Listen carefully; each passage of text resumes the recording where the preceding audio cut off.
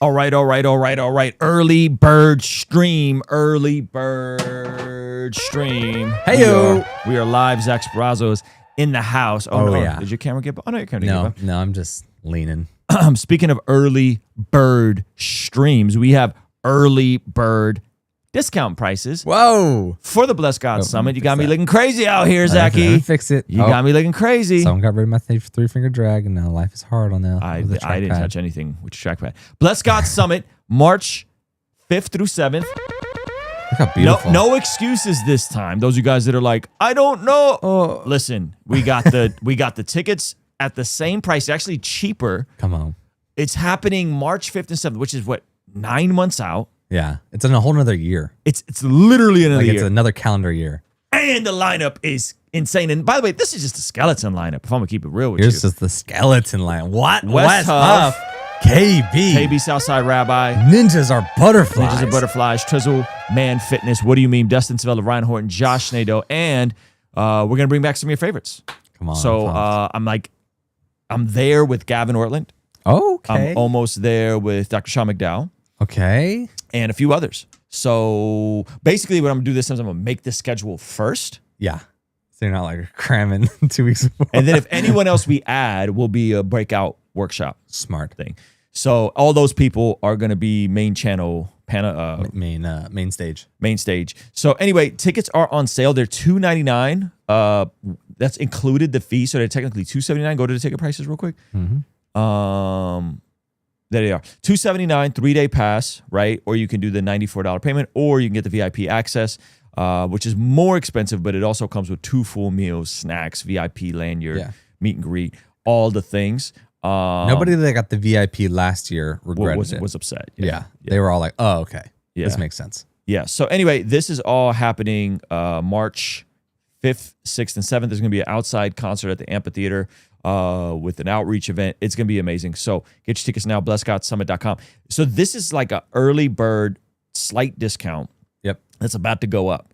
And the reason why we're giving you guys an early bird slight discount is because we want to get all you guys planning ahead of time. Start thinking about this stuff now. And we also have a massive payment to the hotel. If I'm being honest with you. I gotta. So if you know you're going to go, you might as well just help us out and get the ticket now. And here's what we need from Chris. We need those testimonials up ASAP. Yeah. They're all because edited. I can already see interesting and expensive. It's not expensive when you hear the testimonials. Oh, yeah. I'll organize that after this stream. Yeah, this is the $299 for what we're providing is not expensive. It's not. I hate to break it to you. Like maybe you don't go and do stuff much, but $299 for a 3-day event is for this sort of event is actually dirt cheap. Yeah. Like we're not making money on this. Yeah. We lost money last year. Yeah. We're just trying to break even this year. We're just trying to break even this year. This is an investment to the community. And so if you haven't seen any of it, then you have no context. This is dirt cheap for what you're getting. Yeah. Like straight up. So we got to make sure we're highlighting those testimonials. 100%. And that's not that is not something that is not communicated because this is for what you're getting for 3 full days on the beach in Oceanside. The lineup of speakers, this is phenomenal. Okay. First topic. Let's jump into, we got a couple things that we got to get into. There's the crazy Zionist dude that tried to crucify some pastors in Arizona. I think that's in the notes. If not, like literally crucify. It's go to Patreon and for the last post. So we got to get into that. We're gonna do a quick stream because we have a podcast dropping at noon, and then we're restructuring our upload schedule to do main channel. All of our main channel videos are hopefully going to be shot on Mondays. So we probably won't even be streaming on Mondays as much. So you guys kind of get in tree. Or if we do, it'll be like a Patreon stream. Praying I'll be able to go this year. Love the lineup. Yeah, for sure, man. Yeah, I think you should get your tickets now. I think you should, even if you sign up for the payment plan, right? I think you really appreciate it. Glad you're paying attention. Yeah, we're always paying attention. We're always paying attention. But we also just know how cheap Christians are. And to be like $299 is expensive. Like, fam, you have no idea. And again, once you see the feedback and the live event reaction, then you'll be like, oh, okay, I get it. Yeah, I'm a Christ-inspired hip-hop artist and ministry outreach coordinator. Cool. Yeah, so reminder of the Pastor Williams New River Bible Chapel, Arizona, who was brutally murdered and crucified in his home. Yeah, this dude right here is that. Oh my goodness. Yeah, there's an interview with that guy. Can you find the interview for me? With the killer? Yes. Okay. So you might want to just search for the interview. Yeah. Hello, my name is David. Thank you for the super chat though, Jay. Appreciate you. Shout out to Nathaniel. Nathaniel said, if I could spend like 500 on a PS5, I could do this. There you go, Nathaniel. Come on, somebody. There you go, Nathaniel. That's how you should be thinking about it. That's how you should be thinking about it is, yeah, payment plans, of course. And yeah, I mean, listen, we spend money on so many other frivolous things, except our own spiritual formation and investment into our spiritual formation. What if you live nowhere? Will you still have time to get, no, Celeste, nobody has to get a room. There's a dozen hotels in the area. And if you're nearby, just pull up. You know what I mean? So no, nobody has to get a room. You can go stay with friends. You can do whatever you want. Have you ever had to quit nicotine in your life? No, I have never had to quit nicotine in my life. Palestine, Texas is in the house. Any group pricing? At some point, maybe. But right now, this will be the cheapest you can get tickets. Yeah. If that makes sense. Yep. Like the price right now will not, there won't be a lower group price. Just because the room only fits 600 and we can't undo math. Like the math is the math on what it costs to use the facility, what it costs to fly people out, what it costs to do the things. We didn't raise the prices. Yes. At all.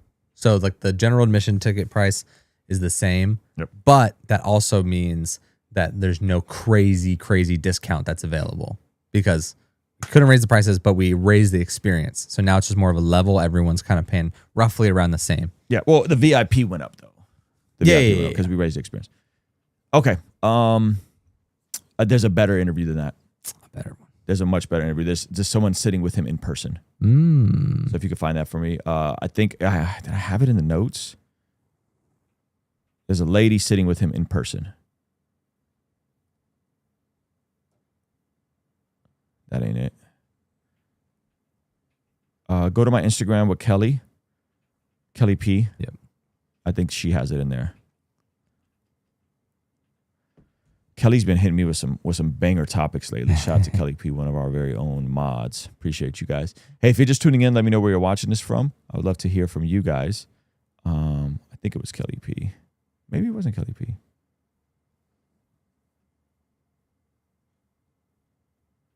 No, it wasn't her. Okay. Do you need me to find it or can you find it? Let's see. Was it this one? It's a lady sitting down with him in person. It's not remote. That's crazy. Sure, it's not. It's definitely not that. At our TV. No. Okay. Who sent it? It was really good. It was like really spooky. Why so early? Because we are restructuring what days we're going to be going live and looking to mix it up with regards to our workflow. So today we're actually going to get all of our main channel videos done for the week. Yes, sir. Yeah, this is frustrating. Sorry.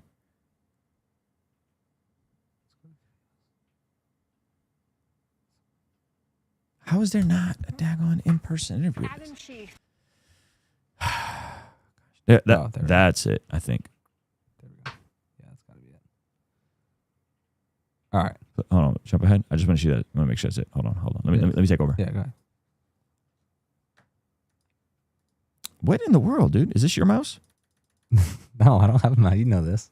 What do you mean you don't have a mouse? Everything is like frozen. I'm saying I have a trackpad. That's what I meant. Like, is your trackpad selected on something? No. Do you see how it's frozen?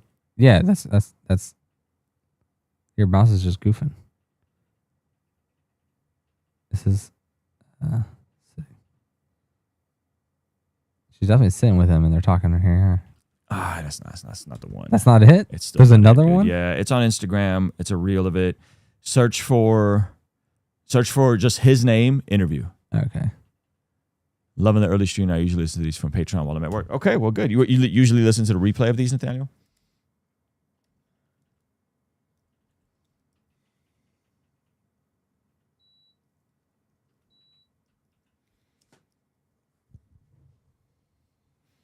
Listening from Jackson, Mississippi. Oh, man. Who was it that sent this over? Gotta be this one. Yes, it was that one. That lady. Yep. So let me see if I can find her original. Brianna Whitney. And it's probably not on Truth YouTube. It Talks. Hey, man. I hope to see you at the Blessed God Summit this year, brother. You got 9 months notice. My man's. 9 months notice. All right. From Houston here. How's everyone celebrating America this week? We have fireworks near our house. Come on. There we go. Praise. That's not, yeah. That's it. This man's so excited to be on camera. Yeah. All right. And then just find me like a timestamp about him saying something wild. I don't want to watch the whole thing. Okay. Jason said, early stream kind of fire. Well, I appreciate you, Jason. Thank you so much. Thank you so much. Dallas, Texas is in the house. Already saving for the Blessed God Summit next year. Let's go. Let's go. You know, there's some payment options this year as well. Did they just jump right into it about the commandments and? Yeah, sounds like it. Okay, cool. I mean, you're interviewing a killer. It can't be that sane, you know? Sean, the capacity for the venue is like 700. Our break-even point is 600. And then like the VIPs will have like a kind of front row with tables access. So there's not going to be. Oh, do we have that mentioned on the thing? Yeah, it's mentioned. Okay, cool. Well, I don't have to mention they get tables. This totally should. That's premier seating with tables. Maybe I'll hit Tyler on that. Yeah. Indiana, early stream work good for me being overseas. Okay, yeah. I think we hit more of like our international audience with this. Nice. Okay. I want to open with something light now that we just have that queued up. Okay, cool. Maybe go back to a little lighter than that. Okay, a little bit lighter. Yeah. How okay. Yeah. Is this? All right. Hey, Chris, how's the video going? Okay. Could you export it, make sure it's scheduled with Samaje? And then I'm going to redirect this into that video. And then make sure you make the premiere right now that's up there private. Yeah. So make sure unless because that goes out at 12. So that's just you can do that right now, probably, honestly. Okay. There is a new rise in a different orientation when it comes to relationships. There's been a lot of conversations about people being a part of the LGTV community. There's been conversations about people being bi or all kinds of weird words that I don't remember. What's the other one? It's like bi, but it's not bi. Pansexual. Clip that out. Clip out me asking Zach. But yeah, being pansexual. Yeah. There is all sorts of stuff. The LGBTQ, the Q just kind of means whatever you want it to mean. Yeah. However you're feeling that day. But dare I say that there is a new orientation that I think is just this detrimental. Okay. I'm hooked. I've never heard of this one. I don't think. People may think that I'm being hyperbolic. I'm not. Okay. I think oftentimes, especially this sort of stuff in church, I don't know how prevalent it is in church, but it wouldn't surprise me if this is happening in church. But I think this sort of stuff, whether it's demisexual, sapiosexual, zazerzimsexual, oh goodness, I think this, if Christians are engaging, and I think by the numbers they probably are, is I think one of the worst types of orientations. What is it? All right. It is the rise of homosexuals. What? Have you heard of this? No, I have not heard of it. You haven't? How does this even play out? I feel like all the other ones, you know. Okay. Can I guess? You can guess. Yeah, homosexual. Okay. I know. If I'm honest with you, I know quite a few homosexuals. You know homosexuals. I absolutely. You know homosexuals. Once we explain what it is. Wow. Okay. It would be okay. I'm guessing it has nothing to do with homeless people. Well, not unhomed people in that sense, but kinda. Wow. Okay. I have no clue. Okay. So let me first define homosexual. Yeah, please do. These are people who get into relationships who are seeking, their primary thing that they're seeking is not an orientation. It's a home. Oh, wow. So I had a friend who was a hobosexual. Wow. He came home from prison. Oh, I got the chills. Oh, wow. Okay. He needed somewhere to live. I remember this. So he bunked up with some big back energy. With some big back energy. You're right. Hobosexual. Hobosexual. He just needed a place to stay. He just needed a place to stay. Wow. Someone said this is not a new thing. It's not a new thing, but it is on the rise. That's where all the unworking men are going. Apparently, the 7 million unworking men. Okay, so let's read this study. Again, shout out to Kelly P, our very own. She says, hobosexuals don't date. Oh, she didn't say this. This is 8 at the table. Hobosexuals don't date for love. They date for a place to stay. Okay. There you go. The term hobosexual has gained traction in recent years, especially during economic downturns and housing crisis. It refers to someone who enters romantic relationships as a means of securing shelter or financial security. So this is the quintessential, in my experience, I don't know how this works with females, but in my experience, this is the quintessential dude that has some background in criminal activities.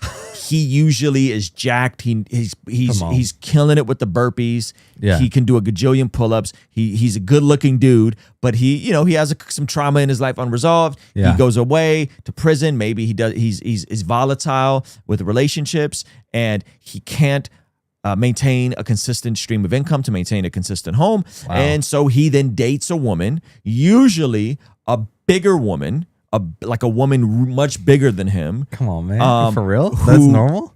I guarantee you there's Is that in the Pew Research? I can't say if it's in the Pew Research, but I can say this is a thing. They often aren't, as soft on the eyes as the dude would prefer, but because they need a place to live, it just works out. But that couch is soft on the body. It's usually not even a couch. They're sharing a bed. No, but yeah, the whole house. This is nice. It's comfy. Yeah. Okay. Wow. So, especially during economic downturns and a housing crisis, it refers to someone who enters romantic relationships as a means to securing shelter or financial security. A 2023 Pew Research survey found that 38% of adults under 35 said they stayed in or pursued a relationship due to financial pressure, not love. Wow. As rent prices skyrocket and cost of living rises, many are asking, are we mistaking survival for romance? The danger, emotional manipulation, and codependency masked as affection. Hobosexual isn't about gender, it's about motive. Okay. How does this make you feel? Look, if there's something on the rise, you got to put a name to it. Uh-huh. So I don't hate them for that. I get it.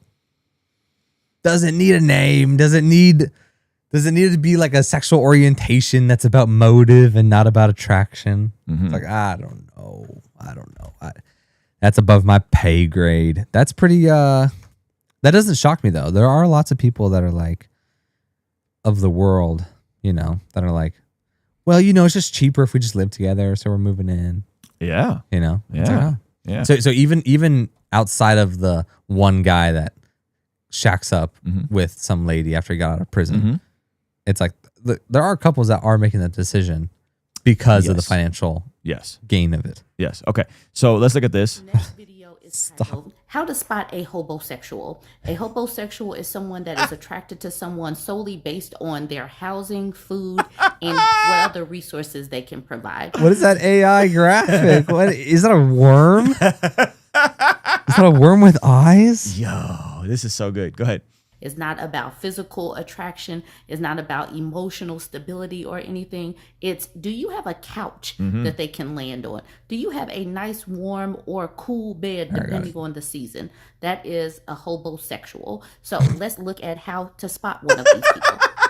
A hobosexual does not necessarily have to be homeless. They just might want to move in with you. Your home is probably cleaner. Your home is probably more comfy. They just might want to be a parasite and leech off of you. So here we have. So I hopefully he's not watching this. Met a driver who was taking me from the airport and like totally fits this definition. Oh man. Like tumultuous life, in and out, good looking dude, bunch of kids by different women. Come on. makes some bad financial decisions, ends up needing somewhere to stay, and then ends up just dating a girl like that he's not like super interested in, but like she has shelter, And he was telling you that? and she's nurturing, and he's like he's like kind of stuck. He's like, I can learn to love. No. Oh, no, he's like, not even that romantically interested. Oof. Yeah. Wow. That's dark. Have Dr. DeMarco. We don't know if he's really a doctor or not. He posted this on Threads talking about unpopular opinion. Dating for 3 months and moving in together is starting to make a lot of sense in this economy. And that's coming from someone who was raised to wholeheartedly be against shacking up. So 3 months and he's ready to move in together, talking about combining finances already. And to that I say, absolutely not, ladies. Don't. I like how she's like the dating coach. She's right though. Yeah, 100%. She's right. No, it's awesome. Okay, so I don't mean to be that guy, but I'm gonna be that guy. This is the reason why we as Christians say don't shack up. Come on. There's a reason why. You got a whole framework for it. You gotta put the marriage before the carriage. Come on. There's a reason why. Generally, because people will always go to, and Kelly P sent me some stupid exception to the rule as well on this. Don't shacking up. Christians say that shacking up causes more divorce. And it's like, yeah. And then they're like, add some random nuanced caveat of like, unless you have a date set and you're sleeping in separate bedrooms and you're not fornicating. Right. And so it's like, yo, this is why God designed it a specific way that a man should leave his father or mother and cleave to his mother. I mean, leave his father or mother and cleave to his wife. Come on. And vice versa. Is when you create these weird scenarios where you're playing house, you are setting yourself up for heartbreak. Yeah. And I know this is like very like cold and very like matter of fact, and that the economic downturn and like all, like I get it, like all those things exist. But this is the reality. Like, you want to avoid heartache? Stop ignoring God's ways and God's order. Stop doing it. And so this stuff is prevalent in the church. There's people I know that shack up in the church and they don't see anything wrong with it because they say, well, we're not fornicating. Let's just say I believe you. Yeah. Which I don't. Yeah. You sleeping in the same bed as someone and nothing's going on. I think you're full of it. No, man, I put a pillow in between us. Yeah, I think you're full of it. Or I think you may be asexual. I think you may not have a sex drive as a man. I think there might be some testosterone issues if you're sleeping next to a woman in the bed day in and day out. You need to do some bench press. Let's just say that it's not there's nothing going on. Okay. You're still putting yourself in next to fire. Like you're still playing with fire. And so do it in God's order.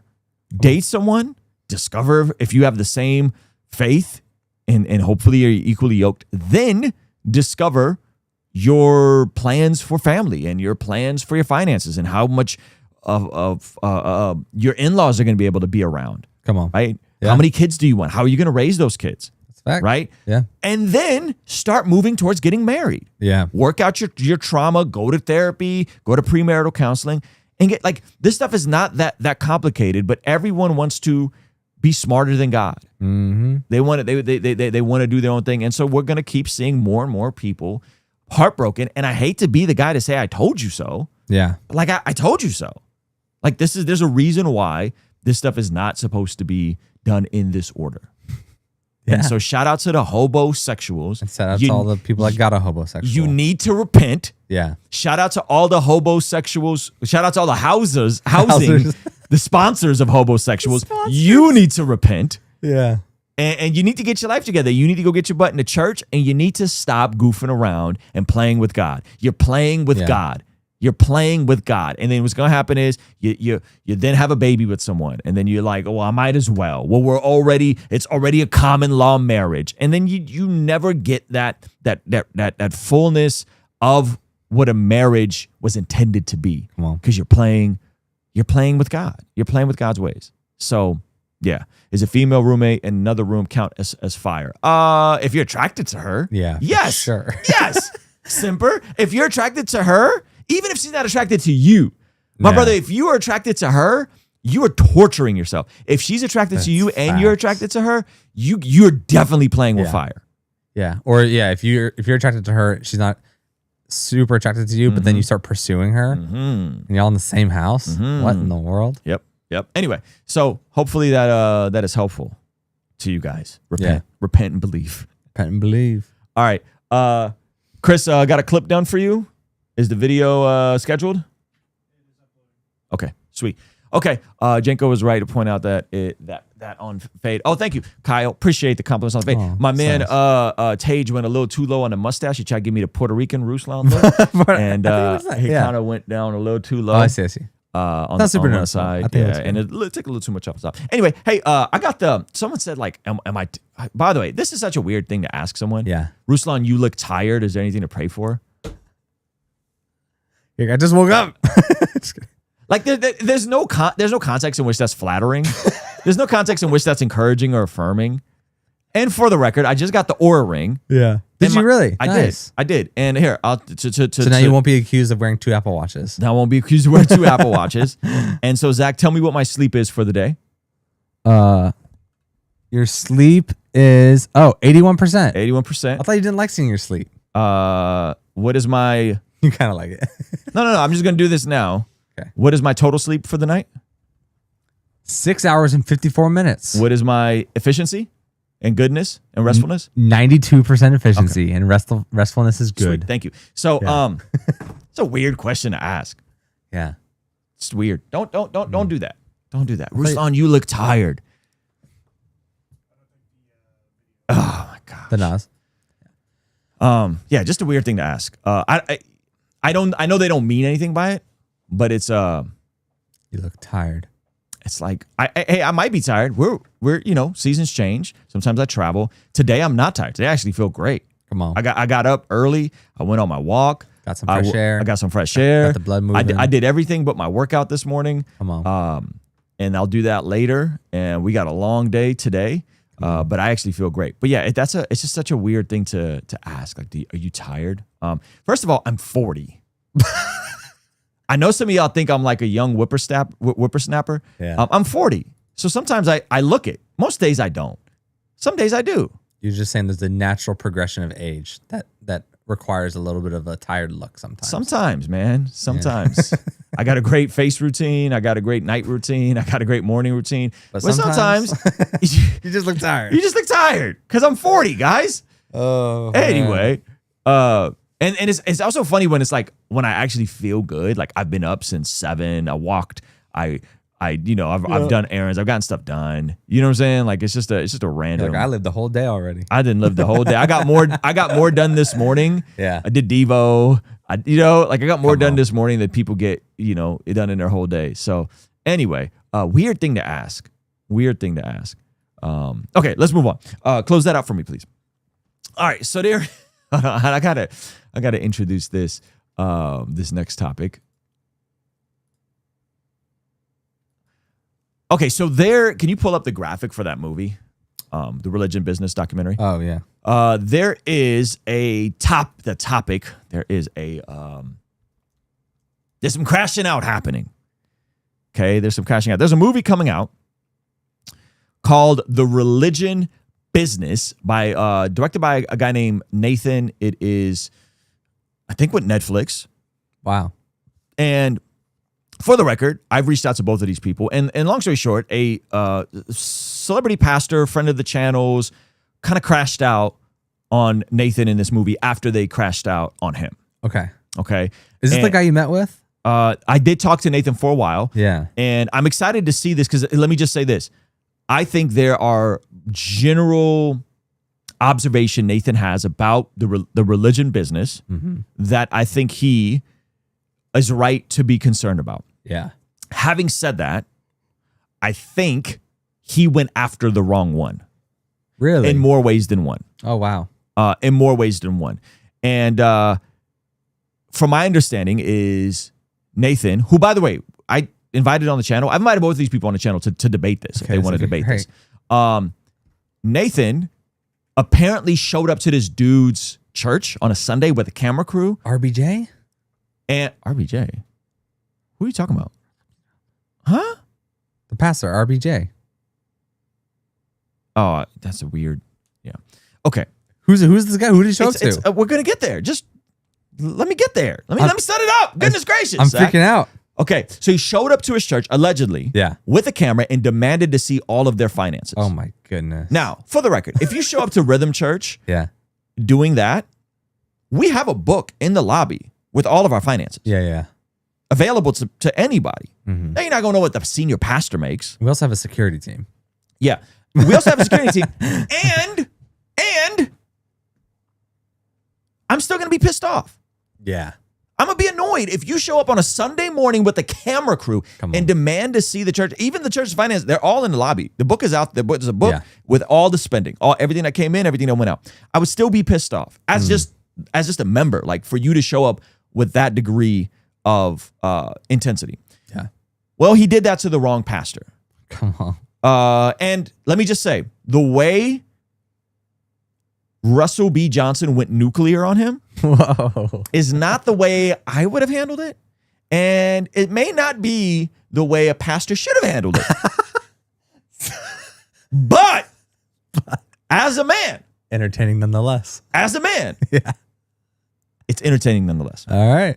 So we're going to get into some of the problems that are being pointed out. We're going to get into some of the responses back and forth. And ultimately, I'm trying to get these two together.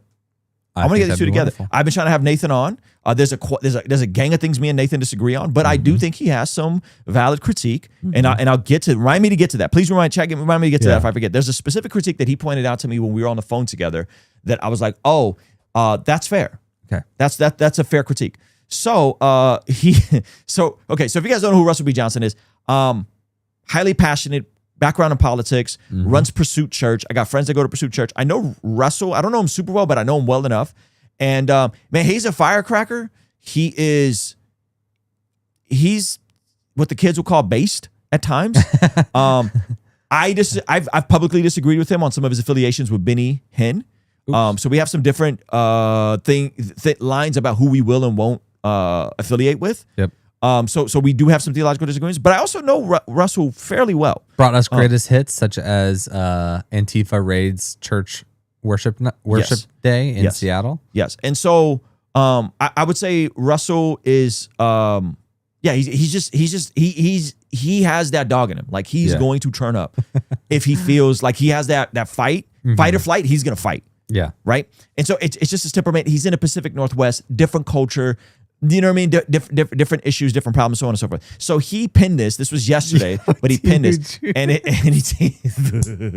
So Timu Judas is Nathan from the director, creator of The Religion Business, and he kind of just went nuclear on him. He pinned it to his profile. All right. Now again, there's aspects that I wouldn't have done this as a pastor, as a leader. However, I understand. And I think that there is some validity on both sides. Okay. And I'm not trying to play the middle and be nuanced for the sake of being nuanced. But I think there's some validity to both of these critiques. Okay. So let's pull it up. We'll go over it.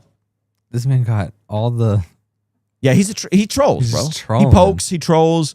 He again. I'm chalking it up to his context is different. His background is different. Yeah. He's in the Pacific Northwest. Anybody that knows anything about Seattle knows that it is like one of the least church places in the world. There's a lot of actual persecution there against churches. I'm comfortable saying that. Yeah. When they do stuff, Antifa shows up and wiles out. Crazy. And they poke. They're okay with poking, and I'm not mad at them, but sometimes you got to poke. Okay. So let's pull up. Okay. So he says, Religion Business tried to roast me for a Rolex.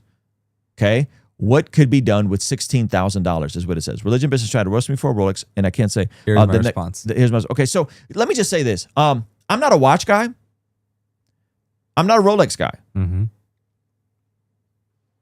These sorts of situations make me never want to wear a Rolex, even if my situation was similar. Yeah. And when you start finding out that sometimes everything isn't as it appears, that you start seeing that. Maybe you don't want to always pick a fight. Yeah. And maybe you don't want to pick a fight if you're potentially throwing stones from a glass house. Which is seemingly what's going on with Nate. Okay. So Russ is wearing a Rolex.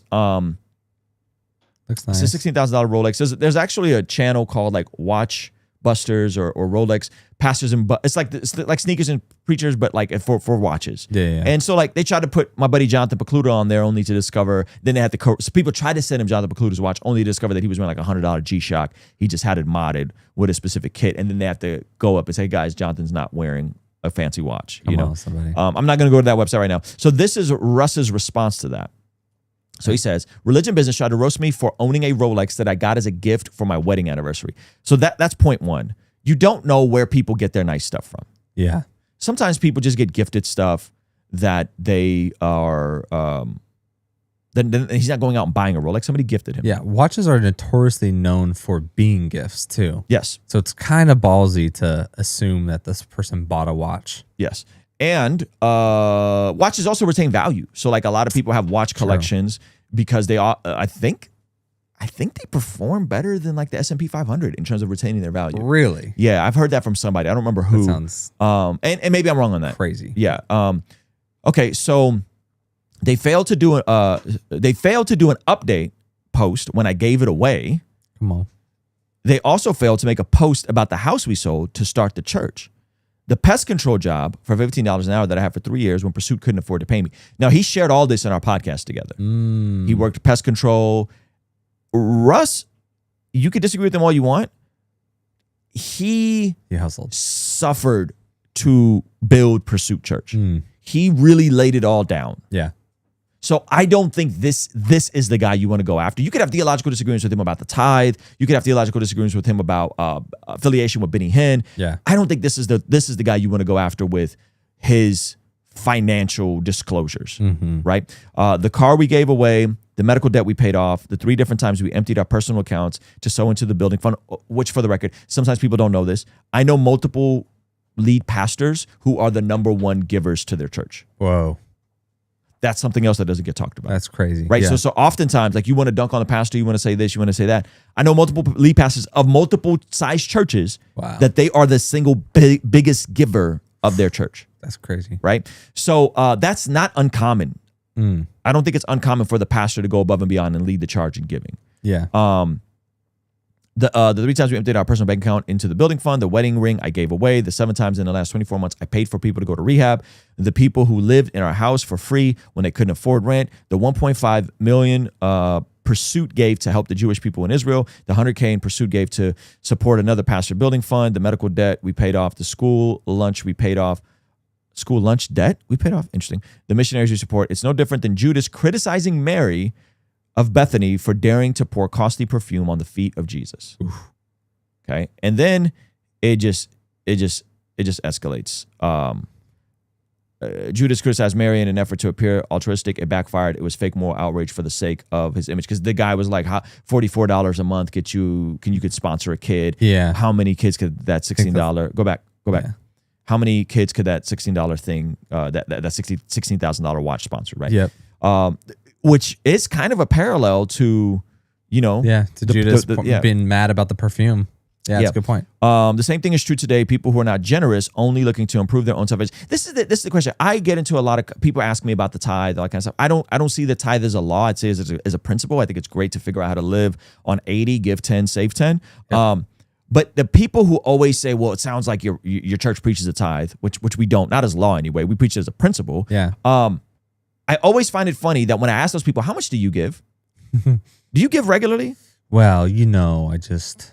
They don't give monthly. They don't budget to give, right? Almost every time, do you give regularly? How much do you give? Never did those people say, yeah, we give 25% every month. Yeah. It's always like, well, we kind of give when we kind of feel like it. So it's like it's not like a real problem they have. It's just a conviction they're trying to, it's the Holy Spirit convicting them that they're trying to rub off as like, I don't like that teaching. Yeah. And again, like I think to say, like to force people on or like, coerce people on forced incomes, coerce people that are in debt, coerce people that are to like, if you don't tithe, God is going to curse you. Yeah, it's bad. Right? That's unhelpful. Mm-hmm. But to say, hey, this is a good standard to shoot for. Yeah. If you want the AC fixed. Yeah. If you want new carpet in the kids' room. Yeah. If you want new toys. And for the record, very few people, like a small percentage of Christians tithe. Like I think less than 7%. So no one's really doing it anyway. Yeah.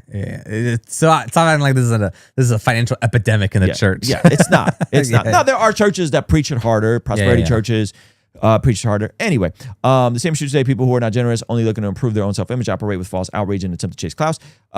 Guess what?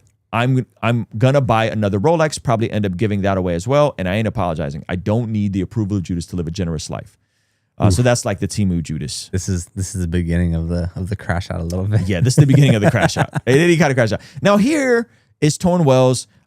This, I don't know. So he comments this on the dude's Instagram.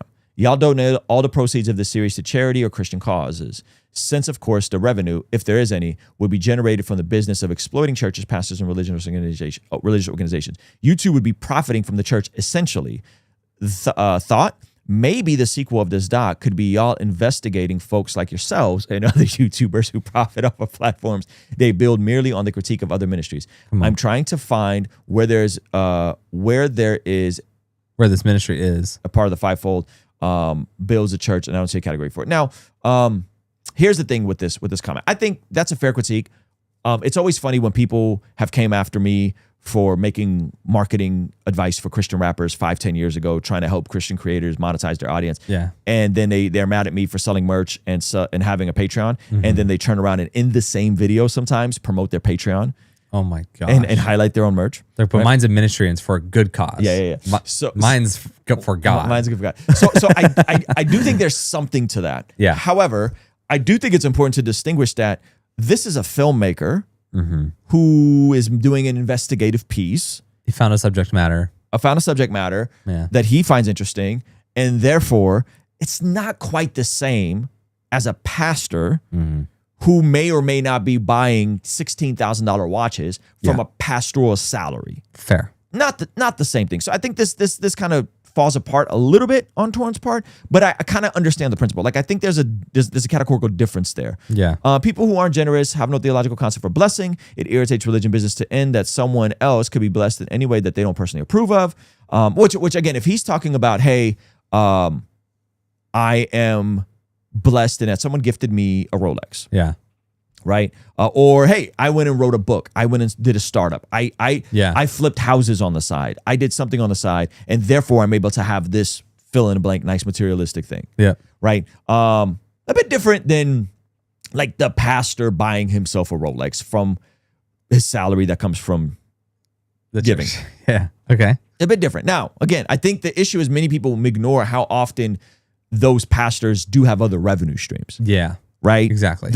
Some of the biggest... Can't really be mad if they wrote a best-selling book. That's crushing. Yeah, you know? or I know someone that wrote multiple best-selling books and has side businesses. Yeah. They got other ventures that they've started prior to being in ministry. Mm-hmm. Right? Like when people are high performers and they build big churches, that's not by accident. It's because they understand how things work and usually are successful in other areas, and they decide to take pay cuts in the world to go and serve in the church. Yeah. And they often still have ventures that are moving. I'm not speaking this for us. I'm just thinking people I personally know that were amazing salespeople in the world, crushing it, making multiple six figures. Yeah. And then they decide to go, and then some of that residually is still flowing into them, right? That's different than like the pastor who all he does is pastor and he has a $10 million home. Yeah. Shout out John MacArthur. Anyway. That was good. Before you judge the lifestyle of someone you see preaching behind a pulpit, consider for a moment that you will likely have zero idea about what they've sacrificed behind the scenes. God bless my life. I am not poor. I do not apologize for being not poor, and God's yet done blessing me. I believe this is the result of financial obedience to tithe. So again, this is where he would preach more of a tithe law. It sounds like where we may or may not disagree on some of the minutia of it, right? Yeah. Give to the poor and give above and beyond the tithe and offerings. What obedience has positioned my life in favor. I live in a nice house. I drive a Model 3 Tesla, thinking about trading it for the Cybertruck. And I used to own a Rolex. And I'm not apologizing to internet trolls who don't attend local churches, don't affirm the authority of Scripture, and fail to understand the witness of church history. I don't know about that witness of church history bit. I think there's quite a few folks in church history that were generally not prosperous, though. If you look in the iconography and the art and the marble and all that beautiful, the beauty stuff, the churches have also been valuable with Yeah. means. You know? Yep, 100%. This is where for some of you don't apologize to Judas for being generous or getting blessed. You don't owe the internet an explanation for the cost of your seed or the size of your harvest. Not only am I not apologizing for being blessed, I am publicly celebrating the fact that 10 years ago I had nothing because I had given everything, quite literally, away to build a church. And 10 years later, I own a nice house. I drive a nice car. I send my kids to private school, and I have no plans on stopping. I will give more away this year than I ever have, and I will receive more this year than I ever have. And I ain't sorry about it. He's standing on business. Standing on business. You got to respect it. This is where it starts hilarious. to crash out too. You know what? I just decided I do have time today. And by the way, yes, this is first class. And yes, this is my backpack. The Louis Vuitton. Now, again, these are the things that watches, Louis Vuitton, bags. It's just Aesthetically, it's not even like my favorite it's thing. just I don't think it's the juice is worth the squeeze. Exactly, yeah. I don't think the juice is worth the squeeze. Now, I will say this. A leather bag A leather Louis that just didn't have the logos on it would be just as fire. Just as fire. Which is see I think psychologically and could cost more. Psychologically, when you're talking about quiet wealth, Yeah.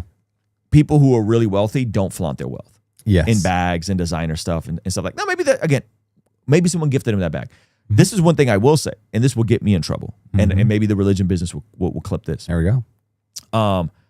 I am a Delta Elite Diamond member. Okay. The airline, not the fraternity. Yeah. So whenever I fly anywhere, I tend to fly Delta. I book Delta Preferred, and I'd say 95% of my flights get upgraded to first class if I'm traveling by myself. Okay. So You said they get upgraded. You mean you upgrade them? no, first? Oh. no. This is what people don't know. Oh. What people don't know is once you reach a certain status using Delta or any airline, They just hook it up. almost every flight gets upgraded when you're a Diamond Medallion member. Mm. And so the majority of the expenses get put on the Delta Amex. They get paid off every month. And then when I fly, it's usually upgraded to first class. I don't upgrade myself. I don't pay extra. I don't book because it's not really worth it. Like if you're flying somewhere and it's $400 versus $2,000, I don't think that's worth it. But if you're paying $400, And like this is the difference in first class. Like it's he's a tall dude. Yeah. So this is a lot of leg room. Yeah. But it's still like it's not like one of those pods that you're like falling back in and sleeping in. Yeah, you yeah, know? yeah. It's like, Well, I've had those as well. nice. I've had like flying to Atlanta, I've always wanted to do one of those. and it's like it fully reclines into a bed. That's you know, fire. that's happened once. But so like, if you travel a lot, this is nice. You Yeah. know what I'm saying? Especially if you're like an above average dude, Yeah. size dude. Height. Yeah, height. So anyway, but people might see me in first class. Someone might see me in first class and think Ruslan paid $2,000 for this flight. How dare him? Yeah. Not understanding that I actually didn't pay that. I paid Avis Delta Preferred, which is maybe $50 more, and then I always get upgraded. Come on. You know. So anyway, So this is the $43 a month. yeah. Religion business was like, and this is silly. you could sponsor 31 Yeah. kids for a year. It's This like, is silly. that's This is just where I dorky. think the religion business. This is where I think they just picked the wrong one. Like Russ, don't care. Profits and Watches. Is that the name of Profits and watches. Yeah. I think this is silly. I think like $43 because you should have asked. You could have asked, or at the least like assuming that Russ is just flaunting his wealth and buying expensive stuff. You just don't know. You don't know what you don't know. Yeah. It's also pretty obnoxious to like find the virtue signaling nonprofit and then divide somebody else's assets into how many kids that could support. That's just like annoying behavior. Yeah. Because it's like, okay, we have to come to so many conclusions to even concede that. And then it's also like, are you sponsoring 31 kids a year with 16? I assume you make more than $16,000. So maybe you have $16,000 you can, you know what I'm saying? It's like that whole like, all right, sponsor 31 kids. Yeah. Who knows And just a heads up, it's about to get. Oh my goodness, for real? Explicit. And we'll have to blur this out on the replay. It's about to get weird. It's about to get weird. So yeah, I'm with him. Now this is where it gets weird. Oh. Chicks dig gay guys. Is this Nathan's? Yeah. So Nathan, the filmmaker behind this religion business, put this out, a comedy set in the world of two pickup artists that is centered on trouble they get into, the lies they tell. Nathan is the filmmaker behind the religion business documentary. His illustrious career has included directing other quality films like Chicks Dig Gay Guys. And this is where it gets dark. Go down. Receiving a great rating of MA plus 15 for strong sexual references. Okay. Keep going. It gets dark. Nathan must have. No, this is where he gets a little petty. I don't think he needed to go here. This is where he gets a little petty.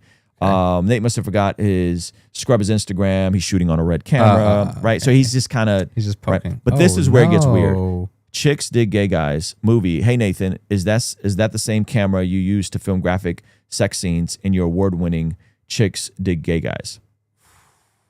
Keep going. That man just putting anything he wants on his own Instagram, huh? A woman takes off her clothes for 2 men, expecting threesome, her bra. And so this is the IMB explanation of all this. Keep going. Hey, Nathan, found a review of your film. Just wondering which spiritual leader in your life signed off on you directing and writing a film with this type of content. I noticed you're really concerned with ethics in the church. Can you explain to me the ethical value of a man has sex with 2 women, their breasts visibly convincing them to have, the A word, just asking questions. Just asking. Okay. So keep going. It's kind of cooking here. Oh, no. Yeah. Oh, my goodness. While my wife and I were planting a church, you were directing a film. What happened? You've been too far back. No, I forgot to hit pause. Yeah. While my wife and I were directing a church, you were directing a film about a dude who pretends to be a homosexual so he can, without proper consent, sexually violate women in his life. Just wondering how many orphans starved in Africa while you were making a smut film. Okay. This is... I'm with Russell B. Johnson on this. Huh? I mean, money goes into production. Yep. If there's anything that annoys us more about old media, it's the fact of how much money goes into this stuff and time. Mm-hmm. And when there's a 1-to-1 correlation of the same year Russell B. Johnson was working $15,000 an hour, pest control to start a church, you're making a smut film, that's dark. Now, here's how Nate fixes this. Okay. You ready for it? Yeah. He repents of ever making this movie. He denounces this movie. He apologizes for this movie. Okay. That's the only Nate. I don't know. He didn't do that yet. He has not done that, as far as I know. Yeah. Nate is not a leader in the church. He's not a nonprofit. Ugh. But Nate, you've claimed to be a Christian on the phone. You when we spoke, you presented yourself as a Christian, as a solid Christian who's concerned about the church. Yeah. You need to denounce this film. You need to repent of this and publicly say, hey, guys, this is before I was following Jesus. I repented. Or hey, I went through a season. Maybe I think Nate grew up Christian and then kind of fell away from the faith. This was in a season where I fell away from the faith.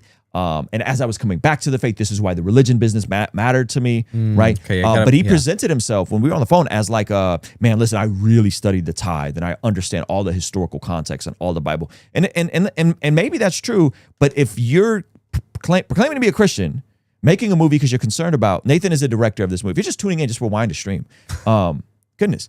If you're proclaiming to be a Christian and you put out this movie and you're putting out this religion business because you want to protect the church, you need to repent of the stuff in your past life. This would be no different than if Cardi B all of a sudden became a Christian. She would have to renounce all the vagina rap she made. Hello. You would have to renounce all that. You'd have to, it was poison. Right? The IMDb says it's based on a true story. Yeah, and this is where it gets even darker, right? And so then, for all my friends who heard, how much would it cost to buy tags to get? So he just kind of goes over I mean, it's all valid points in hindsight of the accusatory. You could sponsor 31 kids. And again, Nathan could come out and just say, hey, this was in my past life. Yeah, I apologize. I don't believe this anymore, and I'm going to and this is why I'm going a different direction. He could easily do that, and I hope he does. Russell B. Johnson got the price check on all this man's hunting gear. Yeah, he's petty enough to do this.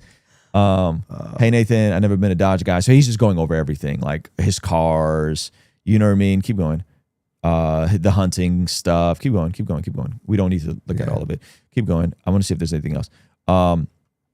And this is, he just kind of he puts devil horns on him. This is like, had someone email. Now this is interesting. And this is where I empathize with Russ.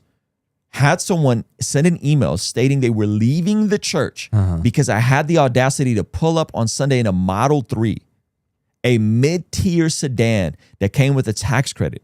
Apparently, I was flaunting my prosperity wealth. That's crazy. Yeah. the crazy thing is that the model, if you don't know anything about Teslas, you think all Teslas are like $100,000 and that they're like super nice luxury cars. The Model 3 is competitively priced with almost every single vehicle on the market today that people with regular incomes are going into massive debt for. So like, I mean, like, what is it? I'm not living small to appease people who feel insecure with a pastor who dares to drive a $40,000 sedan. Yeah, so the 40,000, I know they go down to 30. You get them used. It can be like 20, 25. Like it's kind of crazy to be upset at a Model 3. But this is silly. Yeah, they're very luxury looking cars. This is with some of the. So this is the thing. Like Nathan may not be. He may not think all pastors are like this. He may not think all pastors are stealing from the pulpit. Yeah. But what you practice in moderation, your audience will practice in excess. So I think this is like when you're not presenting a nuanced view of church finances. Yeah. And you go, hey, pastor bad. Yeah. Nice watch bad. Nice car bad.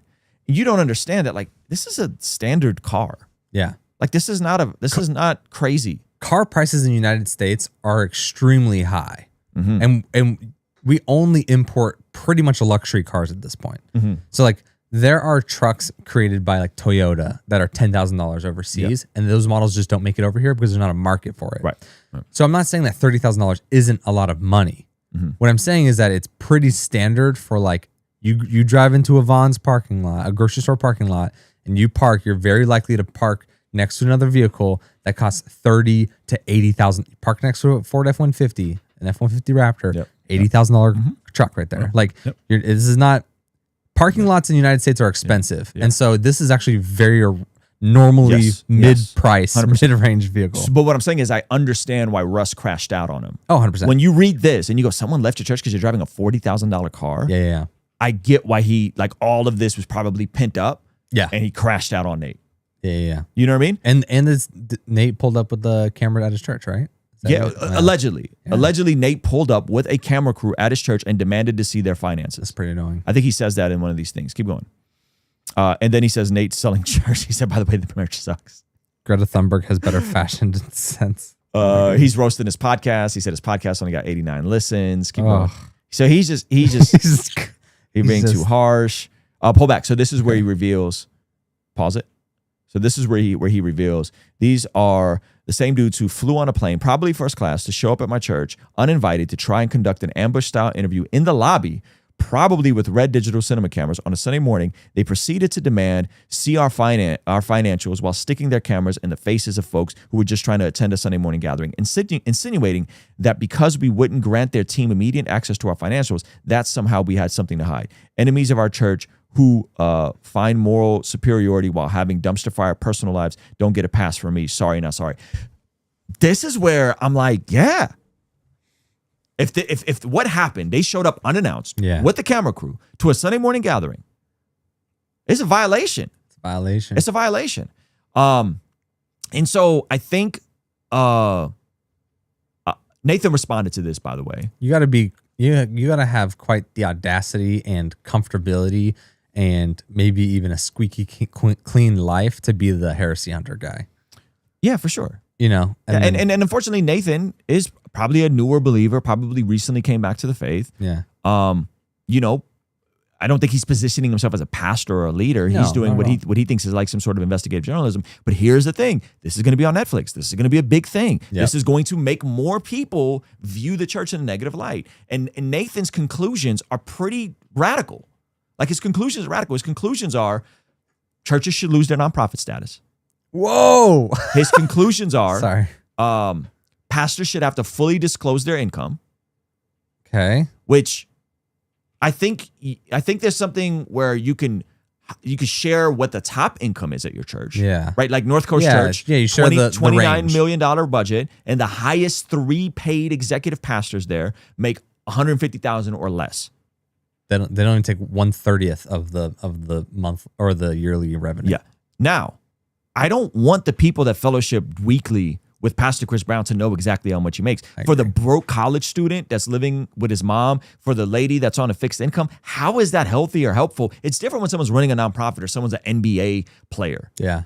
But I think most people can see what your church spends on their staffing. Yeah, if you disclose incomes, it's only relative to the person viewing it. Yeah. So there's gonna be someone that makes $15,000 a year that's gonna see that income and be like, 150? That's insane. Yeah.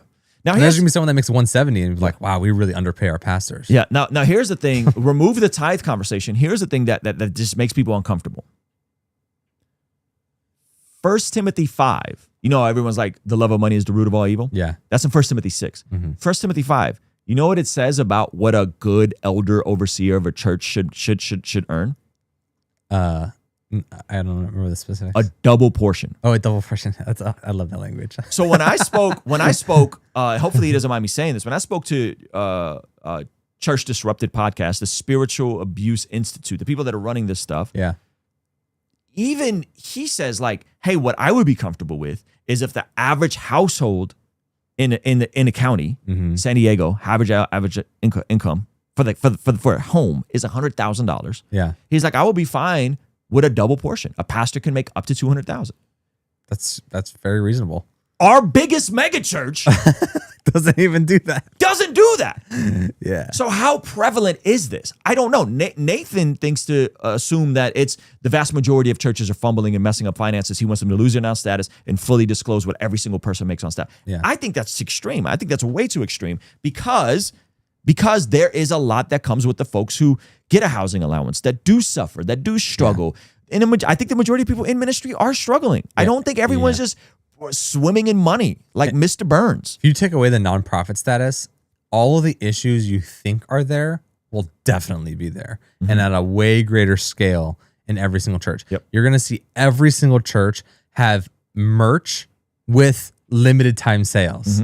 You're gonna, like when you walk into the lobby, Yeah, it's they're gonna like, be doing their hey, drops. This collection disappears. Yep. You're going to see more ads on their podcasts and their sermons. Yes. You're like, hey guys, thank you for coming. This Sunday is sponsored by Dollar Shave Club. I'll keep it nice and clean. Okay, hopefully it doesn't go that bad. But what I'm saying is that if you take away nonprofit status and now they have all this increased overhead, because it's a lot of increased overhead having to pay all these additional taxes and not having the clergy stuff and all this whatever, like that's gonna have to be made up somewhere. And I don't think the church would actually become that, but I think what would happen is that some people would get desperate enough to do that, and then a lot of other people would just be like, look guys, church in the United States is not cheap anymore. Yeah, I don't know. Hopefully it doesn't become that. So basically Nate responded and apparently didn't see any of this. I don't know if this was intentionally hid from him or what, but Nate responded and basically said, hey, we've been trying to reach you. Let's do a debate on the tithe. Let's do a debate on the tithe. Right. I don't think that's what this conversation's about. Yeah, I don't think the debate is about. I think the conversation is about, in my opinion, how prevalent is this? Now, to Nate's credit, to defend Nate has said that out of the whatever amount that's raised, I want to say like 100 million a year goes missing and unaccounted for within the evangelical revenue streams that come in. And is this the fair point you were talking about? This is a fair point. Okay. 100 million. That's a lot. Goes missing. Yeah, that's crazy. That's a lot of money. That's a lot of money. If that's true, It's a lot of vacations. I think it's okay to have this conversation. I don't know. And I'm sure Russ would be willing to debate him on the tithe or whatever. I think that'd actually be a good conversation because I haven't seen any, I looked it up. I didn't see any debates on the tithe. Yeah. And out of the 100 million, how much of that is like the big prosperity churches that we already know are sus? Yes. So there is some validity to what Nate is talking about. My question would be, Nate, your conclusions are too radical, in my opinion, right? And it sets the precedent and the taste in people's mouth that now they're going to be hyper skeptical of every church and every pastor, right? When you go to Rhythm, all of our finances are disclosed in a nice book that anyone can walk up and grab at any time. The design team crushed it. The design team crushed it. Nice. But if you pulled up with a camera crew, there would be a problem. There would still be a problem. Like if these are actually your methods, you're out of pocket. Yeah. You're out of pocket and you're out of order. But I think there's a ton of pastors that are doing a great job And to Nate's credit, like when I spoke to him on the phone, it's a while ago, we've been trying to get him on the channel. I don't know what, he kind of went dark on me. He was like, hey, the guys you're around are kind of like the gold standard. And I think he basically told me, like, I think you're naive to how good your community is. What's the Church Disrupted said? This is what this is. Because we're in healthy church circles. Yeah. We're in circles where there is financial transparency. Not to the letter, not to the dollar amount of what every single staff member makes, but generally speaking, you know what goes towards staffing, you know how these things are spent, right? Yep. And so I think Nate and Russ should have a conversation. I don't know if the debate is around the tithe. I think the debate is around Nate's presuppositions that perhaps he would argue are theological. But when you're looking at First Corinthians 9, if we've sown material, if we've sown spiritually among you, we have the right to, let's just go to it. So that way there's no confusion on what I'm saying. Because somebody like, where did you say that? And then they won't have the desire to even look up what I'm talking about. So 1 Corinthians 9, Paul is talking about compensation for pastors and elders. Come on. Right? And so don't we have the right to take a believing wife along with us, as do the other apostles and the Lord's brothers and sisters and Cephas? So Paul's saying, hey, we have the right to take a wife with us on the road. Yeah. Oddly enough, Cephas is Peter. Peter was the first pope. Peter, as the first pope, Is married. according to Catholics, was married and had his wife traveling with him. That's funny. Shout out to the Catholics. Yeah. But let's keep going. Or is it only I and Barnabas who lack the right to work for a living? Who lack to not work for a living. So Paul's saying, hey, this is the exception to the rule. The fact that I'm a tent maker, why is it just me and Barnabas that got to pay our own way? Yeah. He's rebuking them. Right? Yeah. Who serves as a soldier at his own expense? Who plants a vineyard and does not eat its grapes? Who tends a flock and does not drink the milk? Do I say this merely on human authority? Doesn't the law say the same thing? For it is written in the law, do not muzzle an ox while it is treading out the grain. So what is he saying? They would have these oxen work the fields, and if you were really, really stingy, you would muzzle the ox so that it couldn't even eat the leftover grains. Dang, that's right? dirty. And he's like the law is against this. Yeah. Right? Is it about oxen that God is concerned? Surely he has this for us, doesn't he? Yes, this is written for us, because whoever plows and threshes should be able to do so in the hopes of sharing in the harvest. This is crazy. If we have sown spiritual seed among you, is it too much if we reap a material harvest from you? So let's go to our trusty Logos Bible software, which, by the way, is a friend of the channel. Sarikikos. That's so satisfying to say. This is a physical, human, even fleshly blessing that you're reaping. Yeah. Right? Look at these words that even connect it. So Paul, this is crazy. This is worldly and sinful. Right? Whoa. This is connecting it to the flesh. That's how the word can also be used, right? But it's really just about material blessings. Yeah. Right? And then in the Logos, by the way, they're giving away a 60-day free trial to all you guys, and now it's only like $10, $12 a month if you want to start it. Before, it used to only be for pastors, hundreds of thousands of dollars to get it. And so this hundreds or thousands of dollars. And this word seems to only be used in the context of 1 Corinthians 9, 11. And so, you're dealing with, if we have sown a spiritual seed among you, is it too much if we reap a material harvest from you? If others have this right to support from you, shouldn't we have it all the more? But we did not use this right. On the contrary, we put up with anything rather than hinder the gospel of Christ. So people will do is they'll take this exception to the rule. Yep. And they'll say, pastors need to work a job. Pastors can't own a home. Pastors can't have a $40,000 car. Pastors can't wear the Rolex that was gifted to them by someone that was perhaps really wealthy and wanted to bless them. Yeah. And it's like, no. That's Paul is saying, hey, I did this, and that's the exception to the rule. That's not the standard, right? Hello. Yeah. And so, let me go to double portion one. Yeah. Yeah. And by the way, I'm saying this not I'm not on staff at anywhere. Yeah. This is not a ministry, yeah. right? This is not a ministry. Yeah. We don't have a we do have limited time sales. Yeah, we do limited time sales, and we don't collect offerings. We don't do nonprofit donations. We just make cool stuff. Yeah. And if you don't believe me on this, 1 Timothy 5:17, the elder who directs the affairs of the church are worthy of double honor, especially those whose work is preaching and teaching. Same reference. Yeah. Do not muzzle an ox while it is treading out the grain, and the worker deserves his wages. Do not entertain an accusation against an elder unless it is brought by 2 or 3 witnesses. So, You don't believe me on this? Ruslan is too prosperity gospel leaning. Ruslan's too charitable to his pastor friends. Mike Winger said this is about the compensation for a pastor in a local church. Yeah. Mike Winger, who's doing investigating journalists on all these crazy charismatic churches, right? Calvary Chapel. This is Mike Winger is saying, hey, this is about a salary. Yeah. That doesn't mean a pastor should only care about the salary and should only follow salaries and opportunities. But a good elder overseer, a good lead pastor who is preaching the word should be compensated well. Mm-hmm. Well is going to be relative to where you live. Yeah. In Southern California, well Is a lot. is a lot. Yeah. Well is To $200K a year. Yeah, it really is. Yeah. Right? That would be if we're talking double portion. Yep. Double portion. I think that's a great framework that Church Disrupted mentioned. Yeah. It's like, okay, cool. Yeah. Because if you do price it out, it's like, okay, that's what it would be for a family. Yeah, and by the way, that's the only way my pastor could ever buy a house in Southern California. Yeah. We need to bump his pay. Yeah. Which I'm all for. Super. I would love for him to make that. Yeah. He's not, unfortunately. Right. And so, so I think there's so much here. I think there's so much nuance here. I am hoping to eventually talk to Nate in person. I think these are good conversations. I actually don't think this is about the tithe. I really don't think this is about a tithe. Mm-hmm. I think this is about your presuppositions about how finances are handled in the church and how prevalent is this. And I think that there's a few bad apples that are doing most of the waste.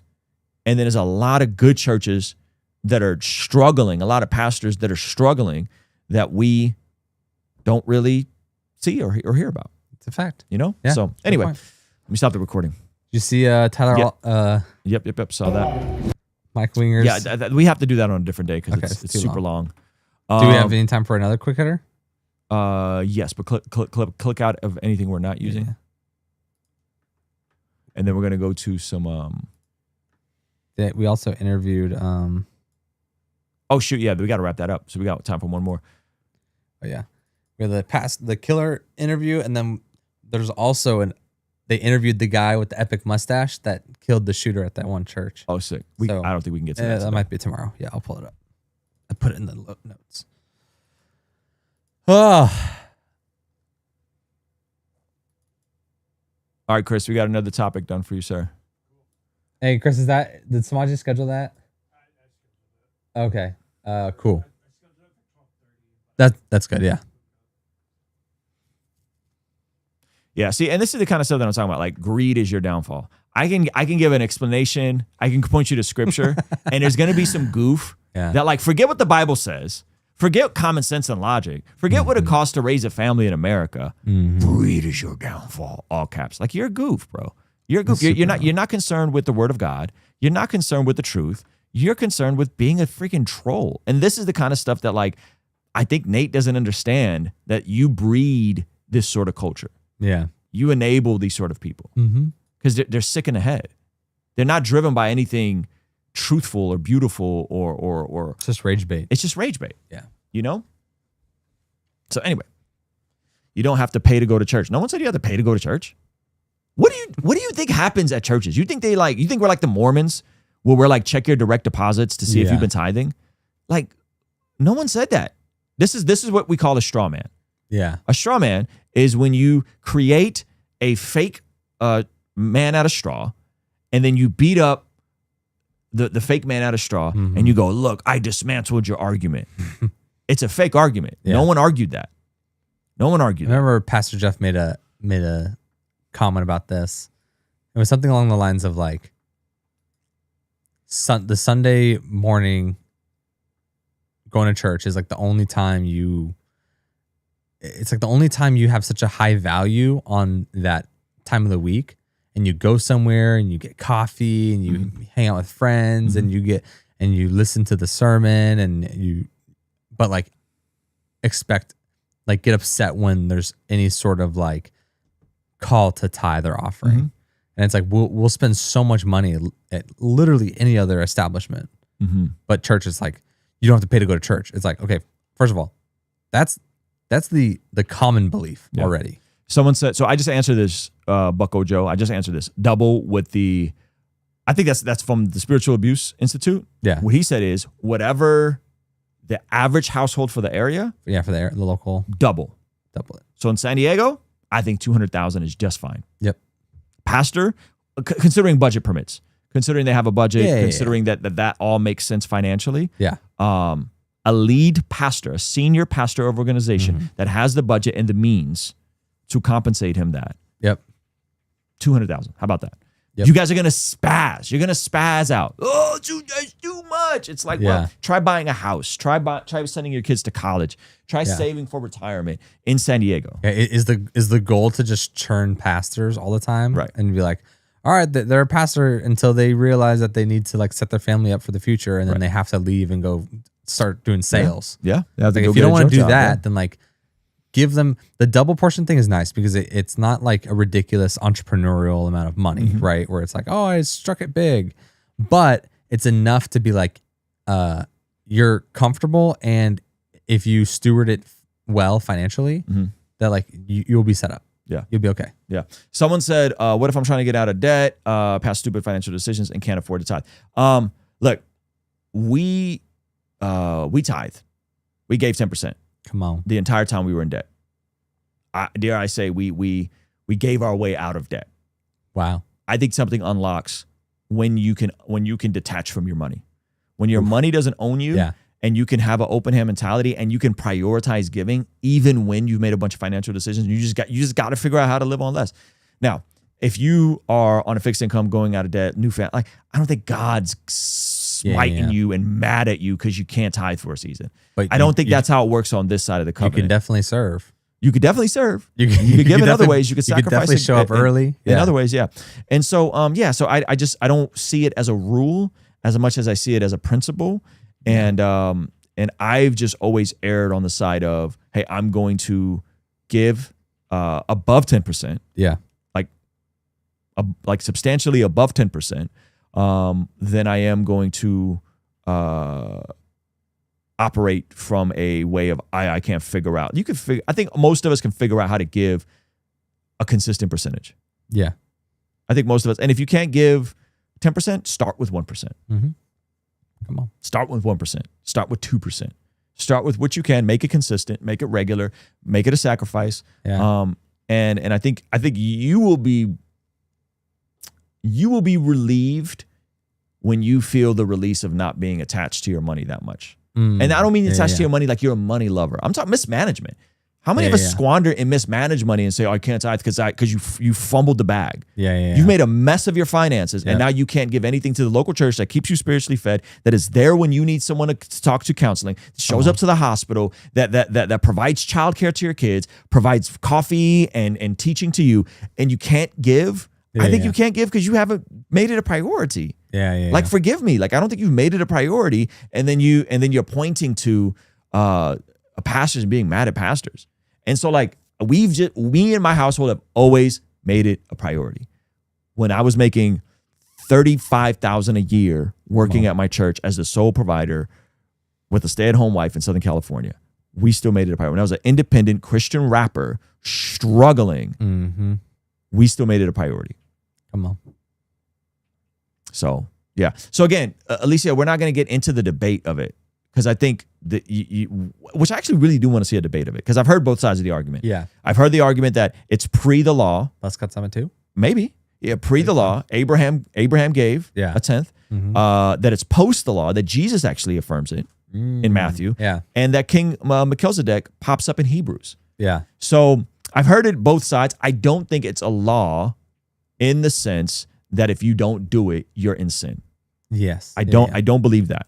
But I do believe it's a great principle to strive for. Right? All right, you want to hit this next? Yeah, let's hit this next topic.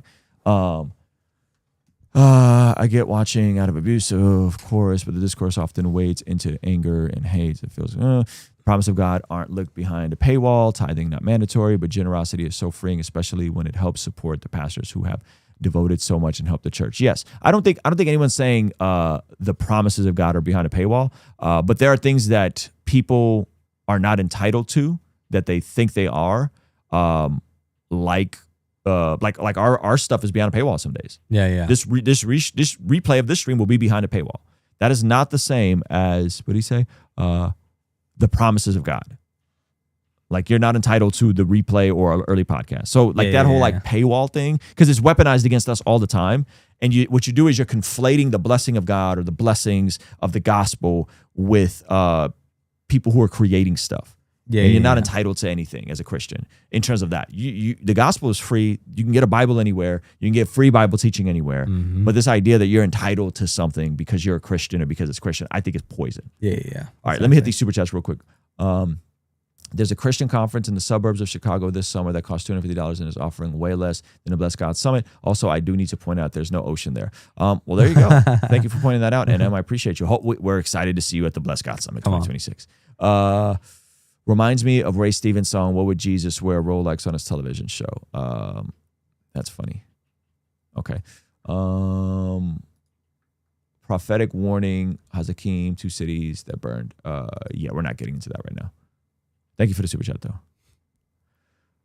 Sometimes people think are stuck. The question visit. I mean, church situations. Okay, got you. Appreciate that. Abraham gave 10% before the law. I think we should all give a position where we are honoring God for something. That's more than 10%. Yeah, I'll be frank. I think for me, it's more than 10%. I think it's way more. And there was multiple tithes. When you total up the tithe, it was like 22%. You know. Okay, let's jump into this conversation. So who's this guy's name? I mean, he's the killer. Okay. Do you remember his name?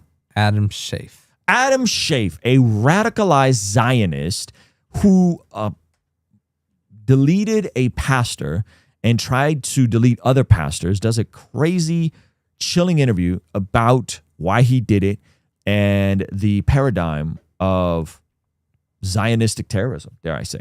Wow. So this is pretty dark stuff. I think this happened in Arizona. Make sure it's at 1.25, please. It is. Okay, go ahead. Why? Because it's a long story, but to summarize it, Yahweh alone is God. It's the first commandment. It's the most important commandment of them all. The preachers are, in my perspective, are leading the flocks astray. They're preaching that Jesus is God's only son and God also. That's not what God said. Very clearly, he said that he alone is God. It's the first commandment. And so with the belief that Jesus is the only son of God and God, God's laws were annulled entirely. There's 13 tribes of Israel. So what I wanted to do was execute and crucify 13 priests and put one of the tribes of Israel in each of their right ears. So there's 12 tribes. Yeah, so this dude doesn't even have his own theology sorted. No. There's not like a conspiracy of a 13th tribe or something? We can Google it. I don't think so. Oh my Google it real quick. So this is chilling. This is awful. I think this is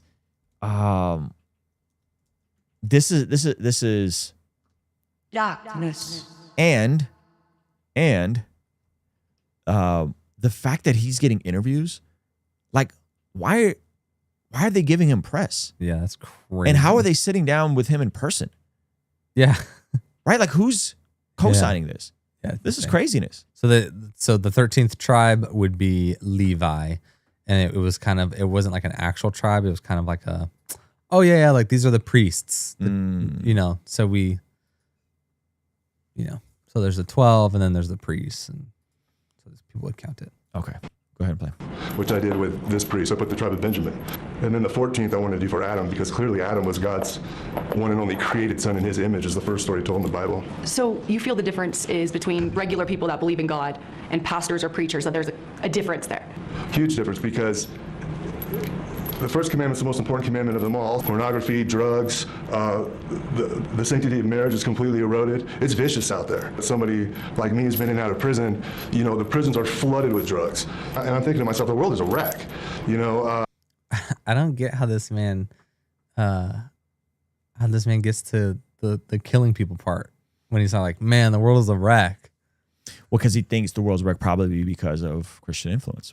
But if you're talking about sin, murder is a sin. Well, yeah, it is a sin, but God also commanded us to execute anyone that's preaching that someone other than him is God, because it's that serious. They're claiming that Jesus is God and that somebody other than God is God. So what's this Jesus is only God's son garbage that I was raised to believe? That's not what God said. So when did this plan come to fruition? So here's the thing, and this is why I recommend not that he's the only two, but people who are on this, that they would go back and look at the conversation with David Wood and Alex O'Connor, because as rabbinic Judaism, evolved from the era of the Pharisees, there was also a evolution away from the idea of the two powers in heaven. And so when you look at the Old Testament two powers in heaven, you start seeing that there seems one in heaven, one on earth. Yeah. That's, you come to those conclusions. And so much of the Jewish faith, unfortunately, has been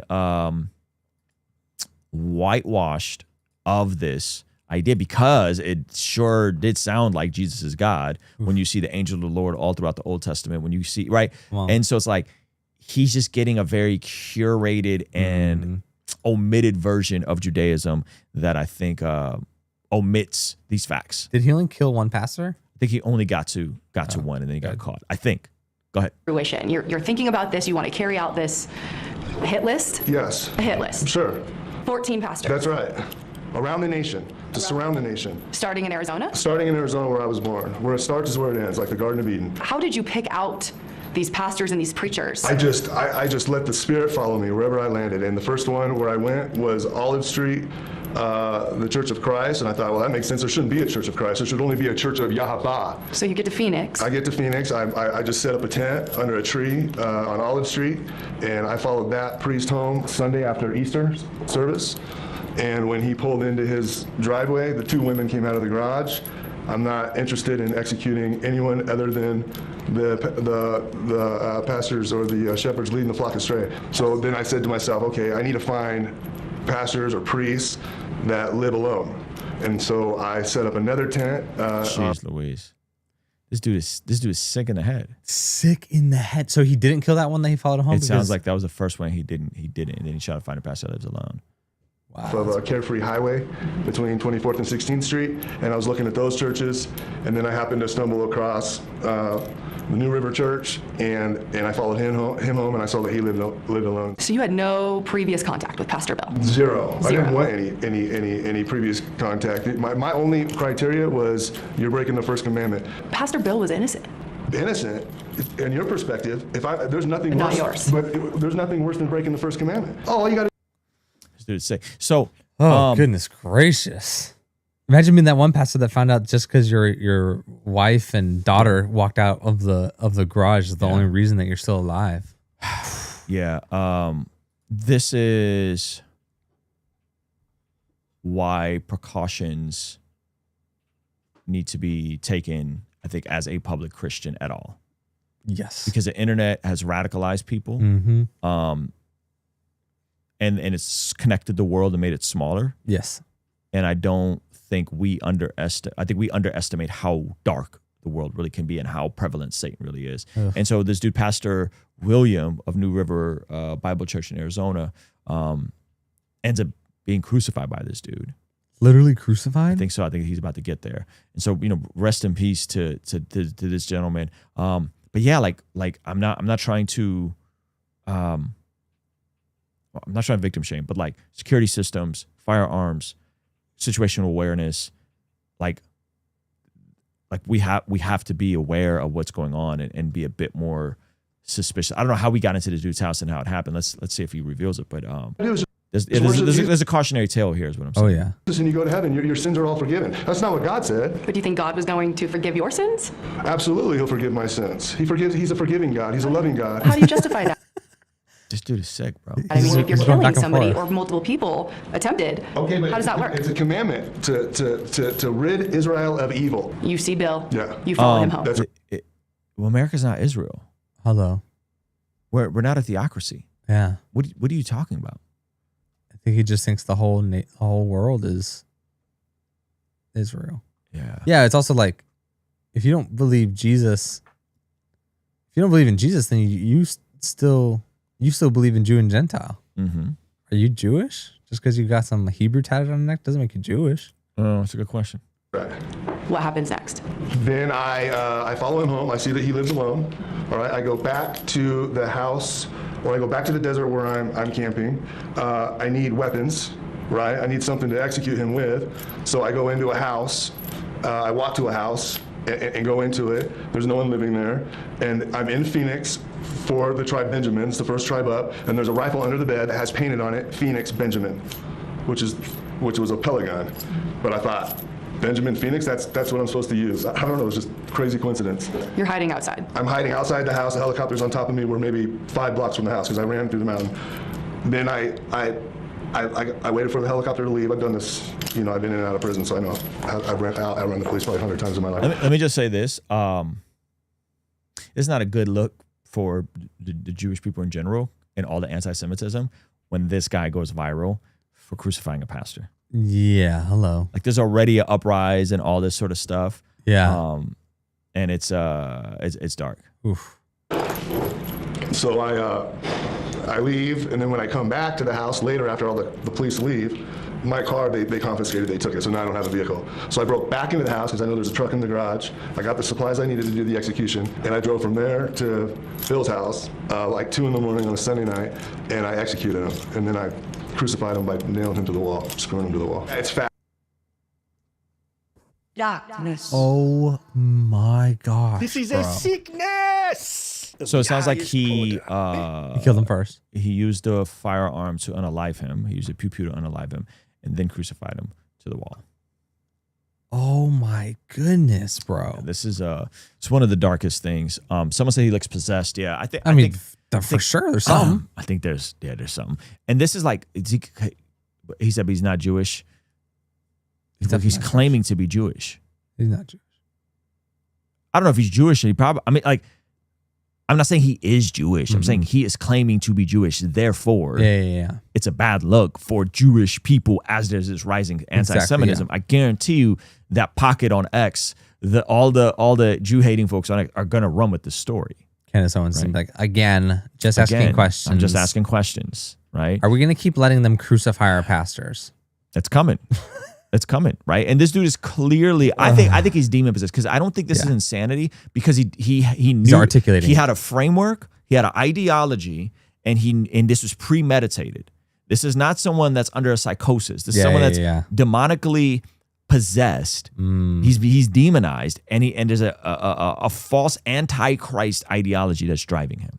And there's a spectrum of, I'm not saying he's a Jew ethnically or whatever, but somewhere along the lines he has some experience that makes him a Jewish person or aligns with that faith. Yeah. So maybe he grew up Christian, and I mean he has clearly a Hebrew tattooed on his neck. He identifies with the Jews. And then this will and there's a spectrum of Jewish people, right? I personally don't know any that are as radicalized as he is, but there are Jewish people, the far right in Israel that, and there's a very small minority that like all the spitting on Christians videos comes out. Yeah. But that's not most Jewish people. Yeah. You know what I mean? Like most Jewish people like Christians. This is like Hollywood Illuminati Jewish person. This is like the cabal. This is like secular Jew, like Jew in the cabal, and we gonna roast Christians and just make, this is dark stuff, man. Goodness gracious. I don't know how this lady Brianna Whitney got this interview. Yeah. But props to her for getting it. Go watch the full video. It makes me very, very uncomfortable, and super dark stuff. All right, guys, we gotta go. Hey, this is gonna redirect to our main channel video today, which is our conversation with Nick Alvarez, new actor on The Chosen. Yep. He plays Mark. So make sure you stick around, get all the details on what it's like to be on The Chosen, all that good stuff. All right. So this video is going to end and redirect there. Can you actually paste the link in here real quick? Yeah. And again, Bless God Summit is happening March 5th, 6th, and 7th. I cannot wait to see some of you guys in person. So make sure that you are tapped in and get your tickets now, because we are doing a early bird special, slight discount for some of you guys. BlessGodSummit.com. The link is pinned up. Your main channel video is starting right now. Like the countdown's happening. So go there. And we just pinned it in the chat. All right. This should redirect there. If not, click the link. We'll see you guys over there. All right. Love you.